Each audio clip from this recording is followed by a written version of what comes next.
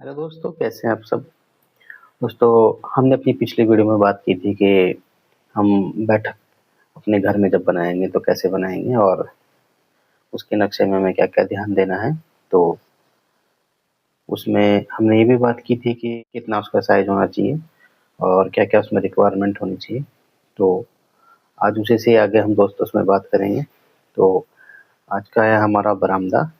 तो बैठक हमारी कंप्लीट हो गई थी। बैठक, लॉबी और किचन वगैरह हमारा कंप्लीट हो चुका है। आज दोस्तों हम बात करेंगे बरामदे की। तो दोस्तों, इंडियन कल्चर में घर में बरामदा होना एक आम बात है। तो जो हमारे जो इंडिया में जो घर होते हैं, तो इनमें बरामदा एक बहुत ही महत्वपूर्ण चीज़ होती है दोस्तों, बहुत ज़रूरी एक घर का एक पार्ट होता है हमारा बरामदा।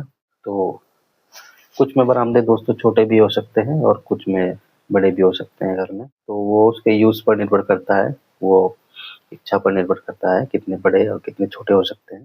दोस्तों, बात करें हम बरामदे के साइज़ की, तो साइज़ तो आवश्यकता अनुसार हो सकते हैं, लेकिन फिर भी अगर हम साइज़ की नॉर्मल साइज़ की जो हमारे जो घरों में बरामदे होते हैं, जैसे 1000 स्क्वायर फीट, 1200-1500 स्क्वायर फीट जो होते हैं हमारे घर, 2 रूम सेट, 3 रूम सेट होते हैं।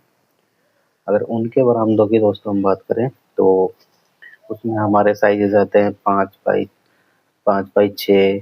7x6, 10x6, 10x8, 10x7 और 11x8, 11x6, 11x5, 6x6, 8x6। तो ये दोस्तों कॉमन साइज़ेस हो सकते हैं। तो अपनी आवश्यकता के अनुसार इसको जितनी रिक्वायरमेंट होती है वो इसमें से साइज़ेस अपना सेलेक्ट करके अपने घर में बरामदा बनवा सकता है।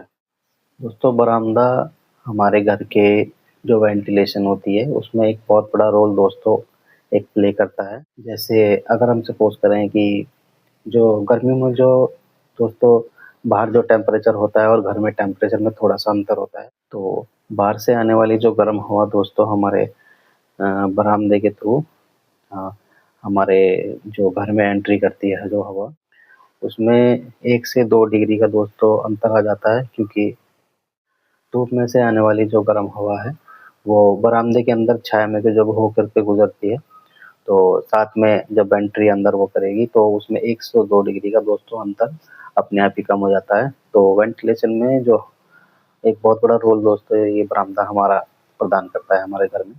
दोस्तों, वैसे तो बरामदा घर की मेन एंट्री होता है, लेकिन अगर पर्पस की बात करें तो पर्पस की दृष्टि से दोस्तों ये हमारे कई काम आ सकता है। जैसे यदि हमारा मन घर के अंदर बैठने का ना कर रहा हो और बाहर ज़्यादा सपोज करते हैं कि ज़्यादा धूप है, तो बाहर ज़्यादा गर्म है और अंदर बैठने का मन नहीं है, तो हम बरामदे में बैठ सकते हैं।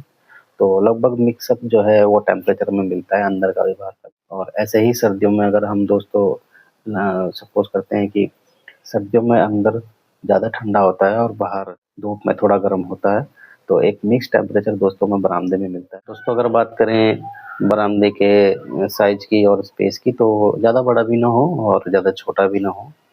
बड़े कहने का मतलब ये है कि इतना भी बड़ा ना हो कि बैठे उसमें और बैठने के बाद जगह जो बचती है वो किसी यूज़ में ना आए, और छोटा भी इतना ना हो कि 2 पर्सन या 3 पर्सन या 4 पर्सन उसमें बैठना चाहें चेयर लगा के और टेबल लगा के, तो वो बैठ ना पाएँ, वो किसी काम ना आए। तो इतना छोटा भी नहीं होना चाहिए, इतना बड़ा भी नहीं होना चाहिए।